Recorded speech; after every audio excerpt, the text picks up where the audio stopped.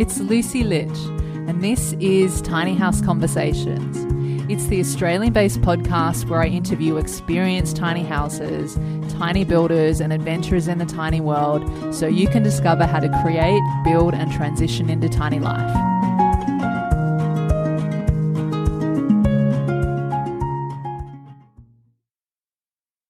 Hey, it's Lucy, back with another episode of Tiny House Conversations. Today is a solo cast, so you're just getting me, and I'll be talking about what I do differently with my tiny house build. Now, if you've gone through the process of designing your own tiny house, having it built, whether you're building it yourself or you've had a builder do it for you, I feel like the design process could literally take a really long time, because I know for me, from my experience, the process was probably a few months, and I feel like something's changed over that time. So things that I had chosen initially at the beginning, and then by the time the build started, I maybe had different needs, or I felt differently about certain things and that type of stuff. However, I feel like you have to kind of just live in the moment. Like, what do I need right now? There are always going to be things that you wish you did differently. There are things you're going to wish you'd be able to change or shift or modify slightly or add or take away, especially if you take some time to live in your tiny house and then you realize, okay, this might have been a better option, or this works better than this doesn't work. So there's not a huge exhaustive list of things that I do differently, but there are a few things that I noticed pretty quickly, as well as even before the build was finished, as well as now living in my tiny for the last couple of months. So the first thing I'll start with is the cladding. I love my cladding. I love the color bond with the mangrove color, which is kind of like an olive green. I wouldn't do anything differently with that. I just really love how for me, it's got this nature type feel. It blends in with the trees that I'm parked around, and it's one of my favorite colors, if not my favorite color. I've also got cedar timber, which is on the side of the tiny house as a feature. So what I would change about the cladding is to move the cedar timber feature from the end of the tiny, so the end meaning the opposite side of the drawbar of the trailer. I would move it to the side of the tiny, so where my entrance door is, where my lounge room and kitchen windows are, and have it as a feature like that. Couple of reasons for that. One, I actually think it looks really beautiful, and not that it doesn't already now, but two, the way that my tiny has been situated to park in my parking space, unless I walk around to the side of the house, which sometimes I do, but it's not all the time, and it's not something that I see all the time, I won't always see that timber feature. Whereas if it was at the front where I'm walking through the entrance door, I'm always out the front. Like, that's where my deck is as well. So I would have been able to have that beautiful cedar in my view more often. I'm still happy with how it is, but yeah, now kind of in hindsight, having parked the tiny house, having lived in it, that's what I would do differently with the cladding. And then let's move to the loft bedroom. So there's a few things I would do differently here, and what I noticed. Number one is with the loft landing that I have. So because I wanted to be able to stand up in my bedroom and not crouch down or crawl or whatever all the time, especially over the long term if I'm going to be living here for a while, I wanted to be able to fully stand up. I'm not sure what happened in translation of designing and building, but the ceiling height is still slightly shorter than I would have liked. So I can stand up, but I can't stand up fully properly without slouching and kind of, curling my head down and my shoulders. It would have been good to have it maybe 10 or 20 centimeters more headspace. That's something that I feel like it got lost in translation or something in the design, but that's fine. I still make it work and it's all good. But that's something, if I could go back and do it again, that I would have been more clear about, been more adamant about, and made sure that it was exactly as I needed it for my own height. And then with the floor space for my bedroom and my bed, so I've got a queen size bed from Natural Bedding Co.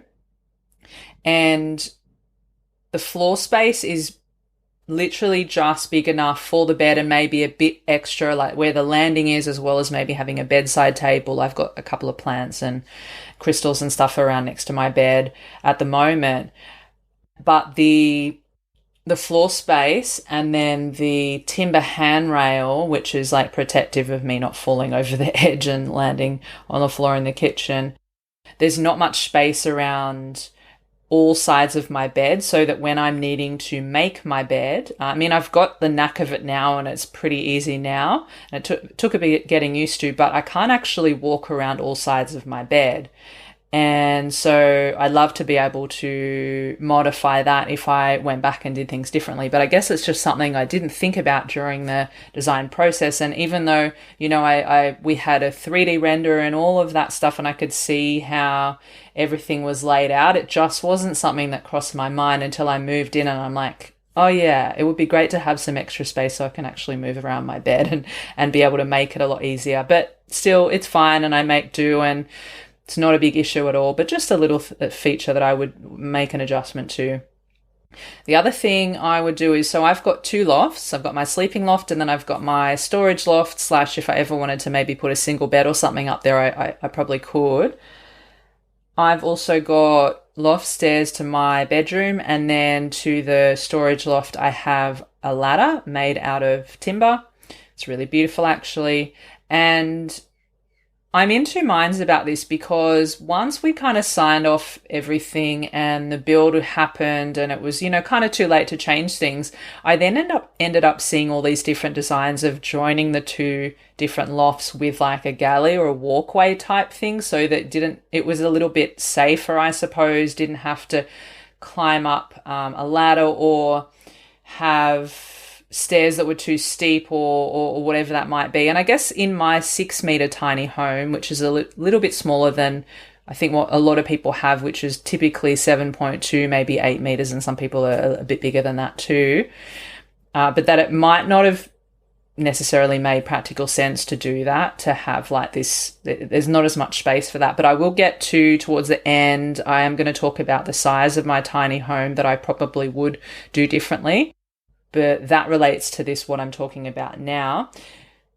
And so I said I'm in two minds about it, because although it would be great to have a walkway that connects the two lofts, I do also like having a ladder. And I know that a lot of people don't, and especially depending on what age you are or what capabilities you have with your body or just preference or lifestyle or whatever it might be, that a lot of people don't want to have to climb up a ladder.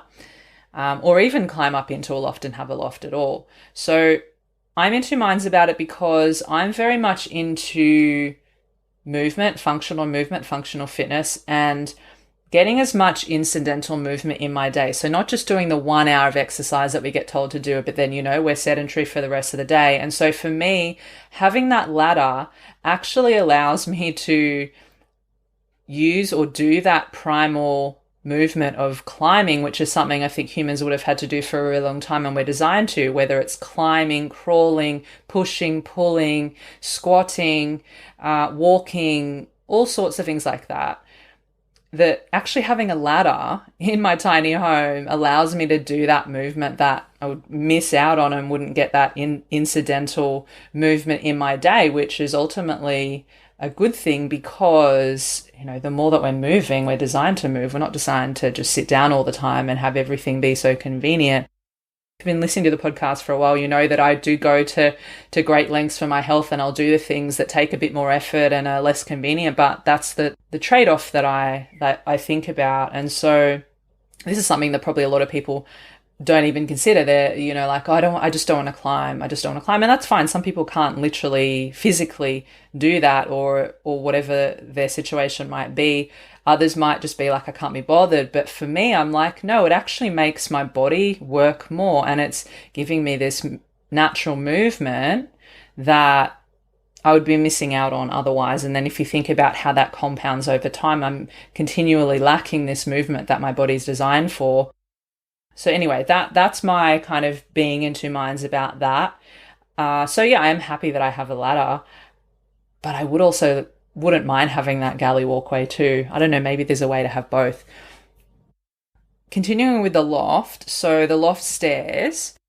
So I ended up adding a timber handrail right by the stairs so that it would be safer and easier to just get down the stairs if I needed to, or if maybe my mum came and slept over and decided to sleep in the loft, that it was just safer if she wanted to walk down the stairs and there was a handrail there. And I'm really glad that I did do it, because what it also allows me to do, and this kind of just relates to what I was talking about with the functional movement and climbing the ladder, I can pull myself across from the stairs to the ladder with that handrail really easily and safely, rather than having nothing there at all, and vice versa, pulling myself over from the stairs to the ladder to climb up it with that handrail. But what I have found is with the stairs that they can be a little bit steep. Like for me, it's fine, but I have seen in other tiny house designs, I think it was Big Life Tiny Home, Chris and Bry, their rises are not as high as mine. They've got actually a little bit lower rises, so they're a little bit more like regular steps, whereas I think a lot of tiny house loft steps can be quite high.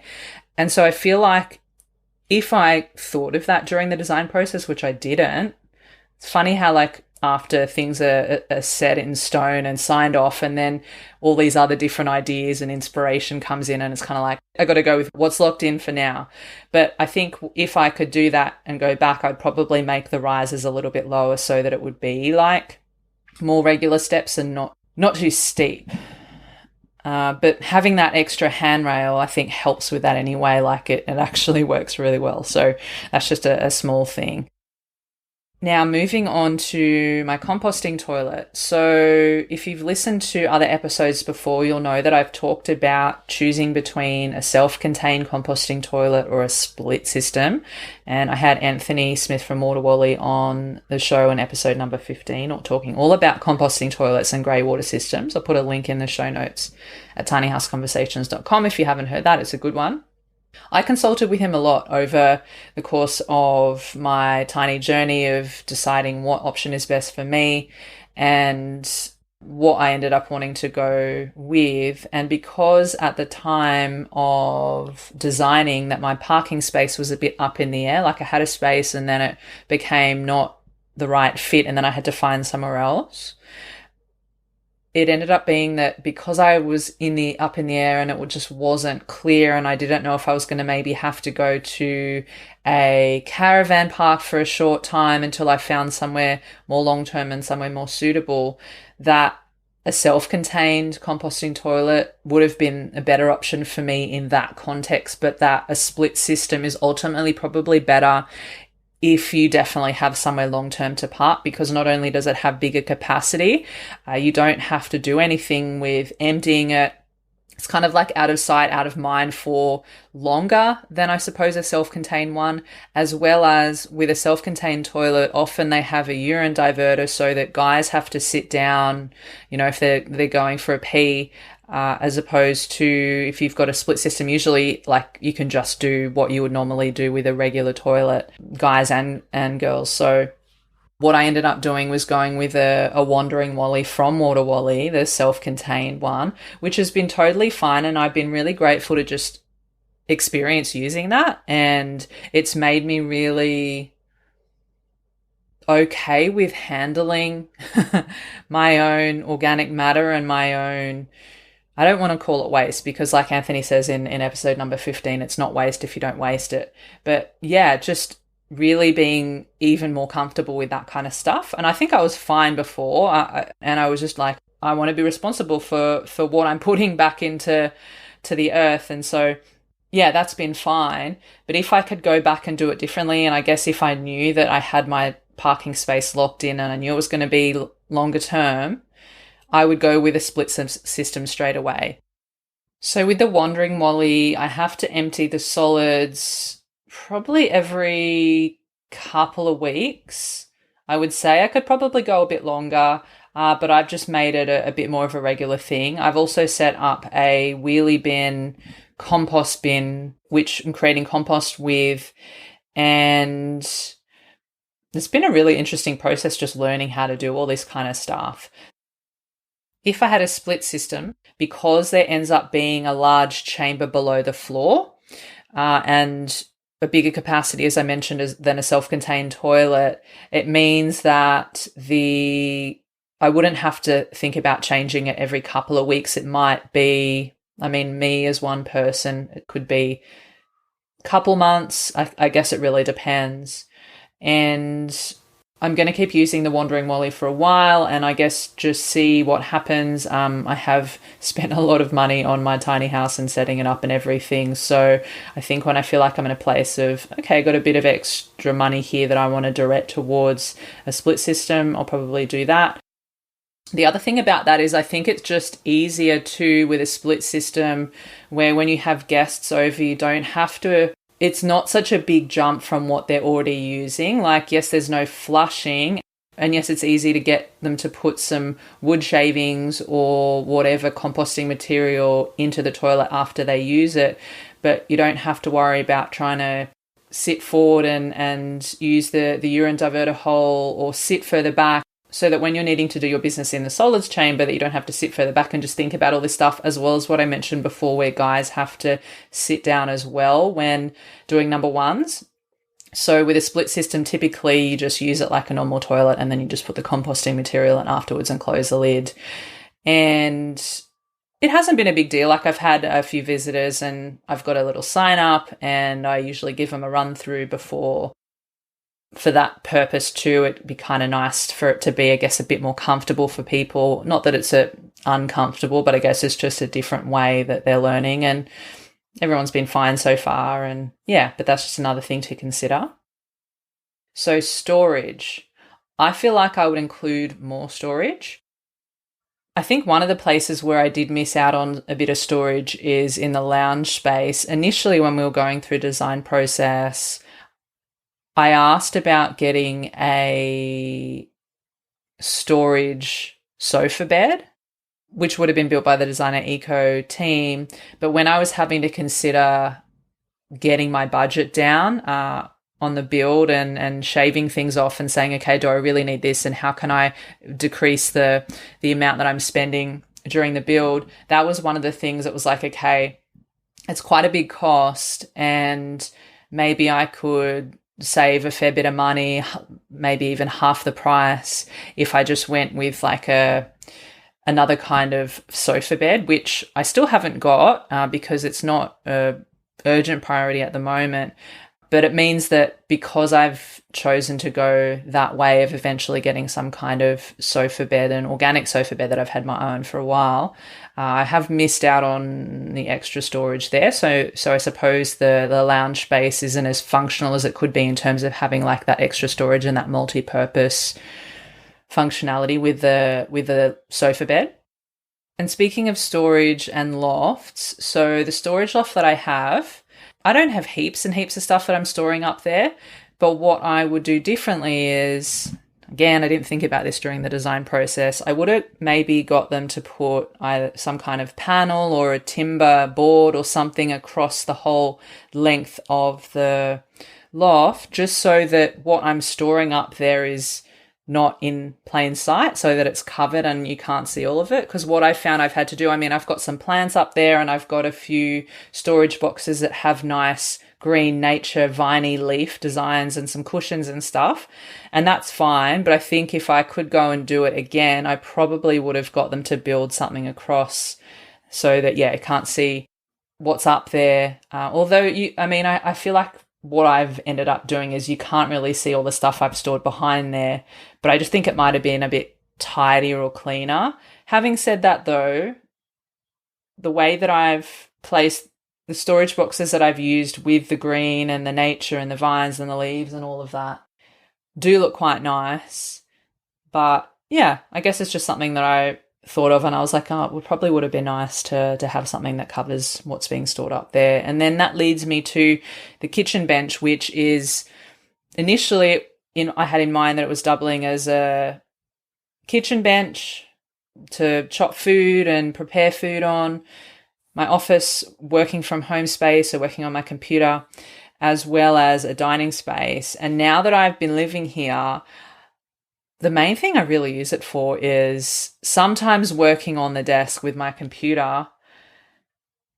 I never eat my dinner there. Normally I would eat sitting in my lounge space on my beanbag, or now that I've got a deck, I'll sit outside on the deck if it's a nice day, which it is at the moment usually, although today it's been raining a lot, and we'll get to that in a moment because there's something I do differently with my deck already.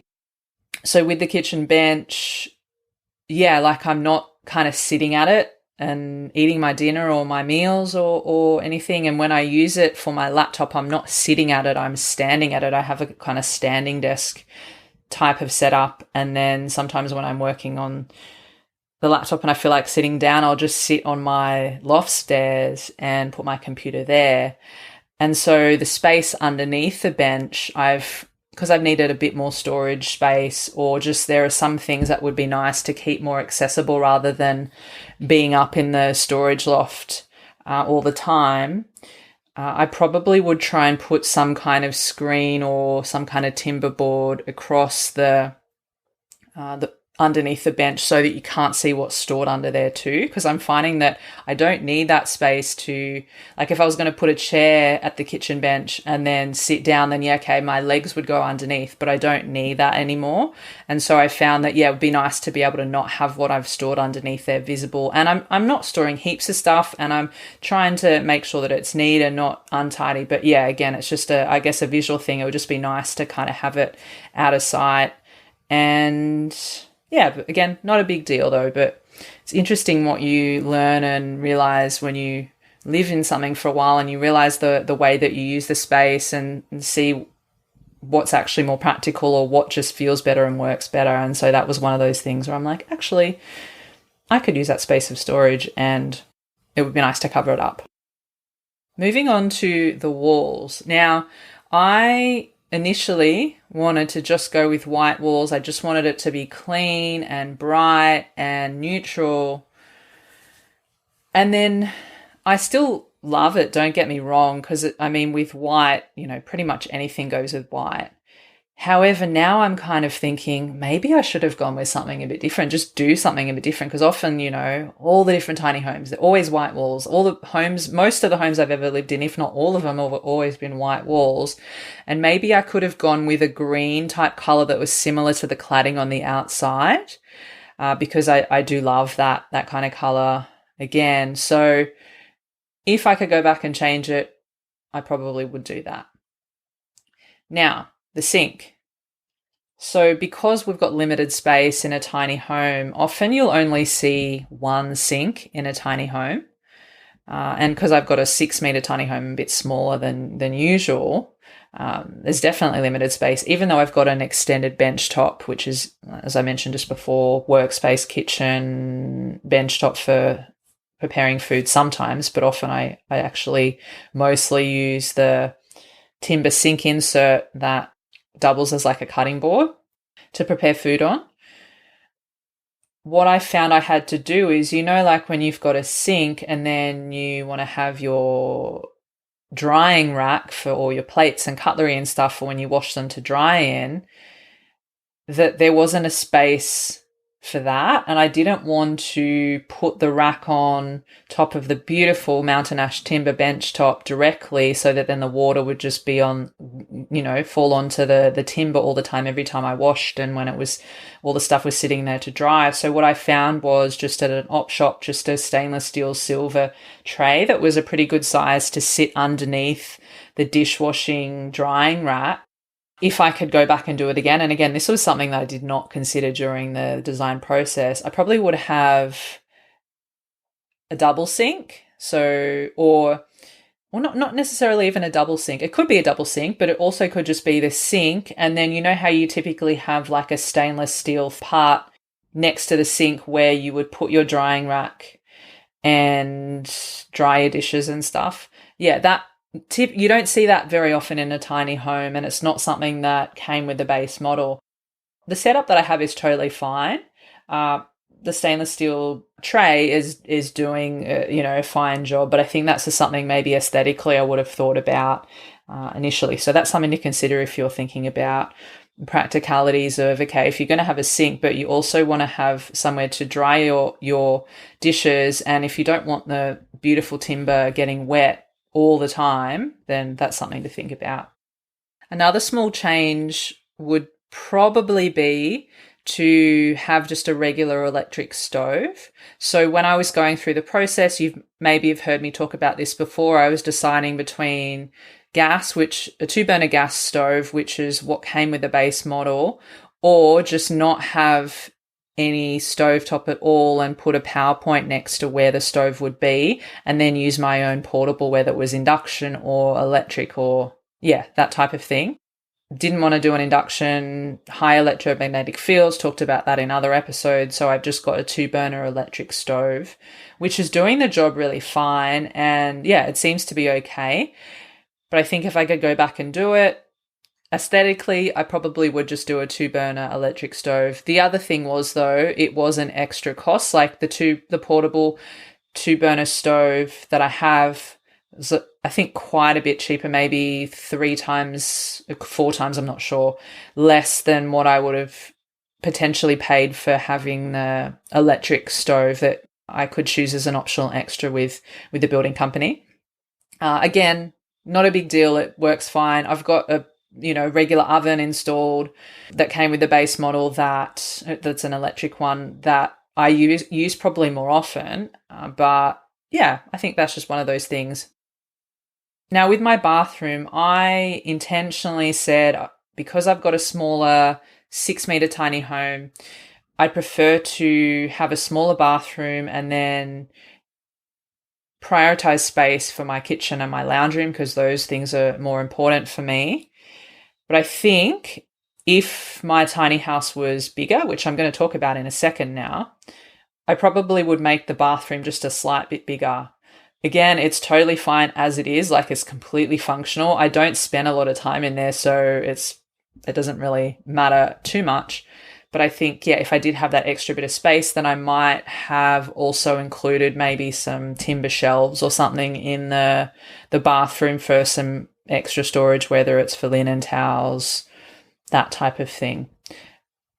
I don't know if this would have been practically possible. I'm sure we could have worked it out in some way, is have a window right next to where the shower is. My window is right next to where the toilet is, so I don't know if, and which is, I think, necessary. Having the composting toilet's actually good to have another way of ventilation right next to the toilet, so not only having the vent pipe above the roof for ventilation, but also having the window like right there. But I feel like it would also have been good to have a window right next to the shower to be able to let the steam out that way. Because what I found is, especially on hot days, because it's such a small space in the bathroom, I could like come in and walk inside the bathroom, and in that shower area, because there's no ventilation right around the shower, it's actually really warm inside that space. And again, it's not a huge deal, and I could just get in and turn on the cold water and have a cold shower, which is what I've often been doing this summer. But I just thought about it, I guess, from a case of maybe moisture buildup, as well as just having a way of ventilation. Small thing, not a huge deal, and I'm glad that I, have the other window where the toilet is. So perhaps I would maybe even have 2 windows, but I'm not 100% sure. The other thing about that though is it would have been an extra cost because, there's a certain amount of windows that come with the base model, and then if you want to have either more than what would typically come with it, or you want to have maybe some extra specific types of windows that don't come with the base model, then it is an extra cost. So that was one of the things that I was like, okay, I don't want to pay extra for windows, but if I had the budget for it, or there was an opportunity to shift things, I might do that part differently. Okay, I've just got a couple more things. So as I mentioned, my tiny house is 6 meters long. It's also 2.4 wide, I believe, and then 4.3 meters high. When I went through the design process, I was literally just designing for what is it that I feel like I need in this moment. It's impossible to future-proof for everything. And I think, as I said at the start, you could just literally go through the design process and then change your mind in a few weeks, and then change it again, and then add this and add that. And you see other people's tiny homes and you go, I want that in mine. And then you keep changing and changing. And also we don't know what's going to happen in the future, right? And so it's really hard to future-proof everything. I mean, there's some things you probably can, knowing like, okay, like I want to potentially, maybe I might be in a relationship later, I might have kids, I want to maybe have certain features for my parents that might be a bit older, and when they're visiting, like I want to have this that makes it easier for them, just lots of different things. And one of the things I guess and actually this is, if I think back to the design process, this was actually a cost factor for me too, but I suppose if I had the budget at the time, or if I decided, you know what, I'll spend this extra bit because of this, so then I wouldn't have to maybe, I don't know, pivot or spend extra money later down the track to try and add on things, or whatever the case might be, I might have just invested that bit extra at the start. So what I would say about that is I think I would probably go a 7.2 meter, maybe even an 8, but I think 7.2 would be okay. One reason is I've got in my lounge space a little sort of meditation and sound healing area, which takes up half the lounge space, which is totally fine. Like I've got my harmonium, my crystal sound bowls, I've got a little altar with my flute, my crystals, and other types of things. And I feel like I would actually like a bit more space to be able to have all that stuff, as well as have like the lounge space. Because when I do end up getting a sofa bed, whenever that ends up being, I am going to have to shift all of that, and there's going to be less space for that kind of thing. And I might even need to rethink all of that, really, or especially if someone's going to be sleeping over and then I'm having to pull out the lounge, the sofa bed, and then there's not going to be space for any of that stuff at all. So that's one thing where I'm like, I kind of wish I would have thought about that before. The other thing is, I mentioned it would be nice because then I could have like a slightly bigger bathroom. And then the other thing I thought about was, like it's just me living here right now, but maybe it would have been nicer to just get that little bit extra, like a 7.2 model, bit more storage, so that, if I decided that I wanted to be living here with someone else, that there would be space for that. Because at the moment, I don't feel like there would be space for an extra person if that was the case. I mean, the deck makes it a lot easier, but I think in terms of like storage and all of that, it just might be, I guess not as comfortable. And I do know couples living in 6-meter tiny homes, and it works for them just fine. And I guess it depends on the layout of the home and the functionality and how things are set up, and then how much stuff each person has. I don't have a whole heap of stuff, but I guess I fill all the spaces mostly that I have. So that's just something that I thought of. I was like, actually, probably would have been just nicer to get the 7.2. And then I think also just like when I have people visiting, just having that extra bit of space is nice to have. And I mean, the deck now has made it, my deck is 2.7 meters wide. So that increases the space quite a lot.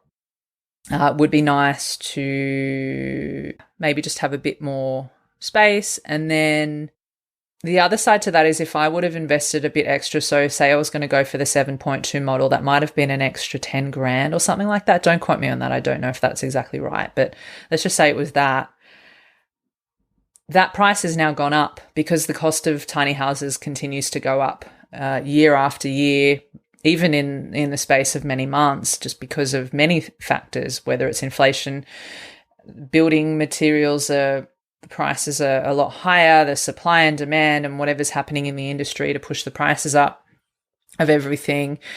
Obviously, the cost of wages and all of that. And so I was like, it would have been cool to invest that, let's just say that extra 10 grand. And I know I would have been able to figure that out at the time, but I just guess I was trying to not spend heaps of money in certain areas if I could help it. And in hindsight, it's interesting. But if I was to go for the same 7.2 model now, that price has already gone up, right?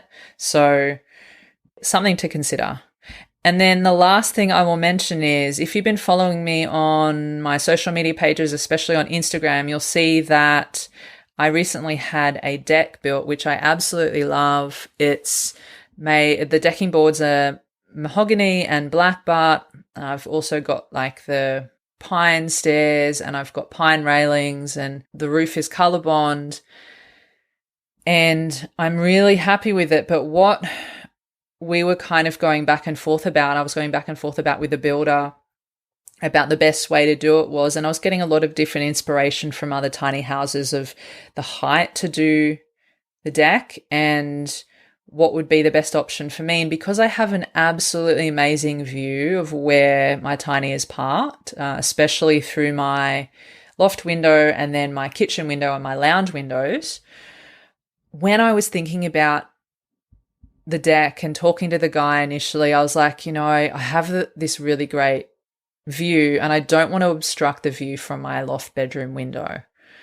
And so what that meant was that we needed to put the roof and make the deck higher than usual. So the roof of the deck is slightly taller than the roof of the tiny house.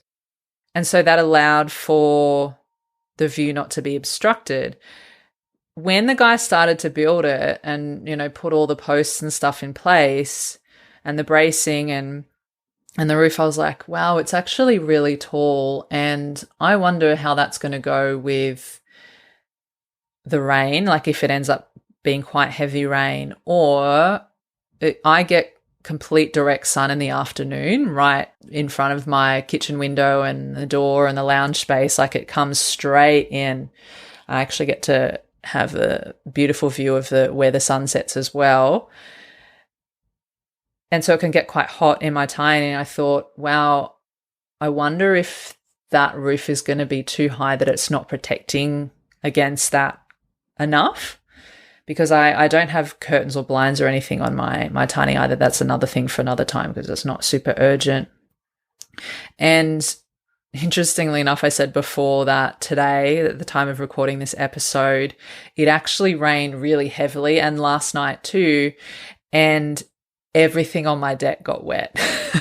Like the whole deck got wet, right? So I've got like an outdoor, like a double lounge beanbag type thing. I've got a camping chair, and then I've got a box, like a box for box jumping, a functional movement. And all of it just got wet. And I was like, damn it. I had a feeling that would happen. And so what I would do differently, and I'm talking to the deck guy because he's amazing and he did such a great job. He worked really hard. He went over and above with his care and his service, and just a really lovely guy. And we talked about anyway when the project was finished that, if there's any other things that I wanted to add to the deck once I lived with it for a while and saw like what was working, what wasn't, what was necessary and what wasn't. Though, yeah, we would make some changes or add some things. And when it rained, because today is the first time it like rained quite a bit. I think the other times it's rained, it hasn't been that much, so it was never a problem. But like the whole deck got wet, and I everything's wet out there, and so I'm like, okay, that's not what I wanted. And yes, it didn't get as wet as it would have if there was no roof. But if I could do it again, I would forget the view from my bedroom window. I realized that I actually don't spend a lot of time looking out my window at that view. Like I might when I roll over in the morning when I wake up, but I don't typically stay there that long. And maybe, in the evening as well for a really short time. But actually most of the time when I spend looking out my window is if I'm at my kitchen bench or in the lounge room, right? And then, I can actually sit out on the deck and get that view even better. And I was like, why was I worried about the view rather than the functionality of making sure that the deck didn't get wet if the rain was heavy, and even protecting even more from the sun? Because those were considerations. Like we did talk about it. I said, I wonder, like I did say to the guy, like, I don't know if it's going to be too high and it's going to protect from the rain and the sun. And we kind of just went back and forth. And then I was like, oh, let's just do it as you recommended, for the purpose of not obstructing the view. But now I'm like, stuff the view. Because my whole deck got wet. So what we're trying to do is either see if he can lower it, which would mean that I'd have to get him to move the exterior light, because the exterior light is right above my entrance door. So we'd have to remove that, but that wouldn't be a big deal. I think it's just unscrewing it finding another place for it, and then just lowering the posts, making everything a bit lower. And then that would help it, I think, feel a little bit more contained and obviously more protected from the weather. And I also think it would take care of the issue with the sun coming directly into my kitchen and lounge room space, which the way the roof is now, even though it's quite high, it actually has protected that, and it's made it cooler at certain times of the afternoon. But when the sun comes all the way around sort of the late afternoon, it still definitely gets in, like maybe 4 or 5 o'clock. And on hot days, it gets really, really hot. And so, yeah, that's something in hindsight. When it started raining today, I was like, oh dear, lesson learned. What is life without, going through things and making mistakes and making choices that maybe were not the best after all. But it's not until we, I guess, experience and go through things and then go, yeah, this would have been better that way. I've actually been kicking myself though, because I was like, if I actually stopped and thought about it more logically, and rather than just going, yeah, let's just do this. Oh gosh, you dummy. Of course the rain's going to come in when it's that high. Like, even if it's not windy, which it does get really windy here too. And that'll be interesting at the times when there's heaps of wind and there's also quite a lot of rain. So that will definitely be a no-no for my deck. So those are all the things that I could think about initially. There might very well be a few other things that I may change or do differently or remove or add. But for now, these are sort of the main things. And I guess the longer that I live in my tiny house, there might be other things that come up too. So I hope that's been helpful for you, because there are many things that we may not consider when we're going through the design process, or we may not even realize once we move into our tiny house and start living in it. So I hope that these things have given you some food for thought, maybe given you some things that you hadn't considered for your own tiny house. I should also finish by saying that overall, I'm super happy and so grateful for my tiny house and just being able to live this way. There's always going to be things that we feel like we may have done differently. That's life, right? But yeah, overall, I love my tiny house. I love being here. I love my deck, and I love just what the possibilities of my life could be from here on out. And thank you so much for listening. I really appreciate your support. And if you have any questions, feel free to reach out. You can DM me on Instagram or Facebook, or send me an email at tinyhouseconversations@gmail.com. And wherever you are on this tiny house journey, this podcast is for you. I'll see you next time.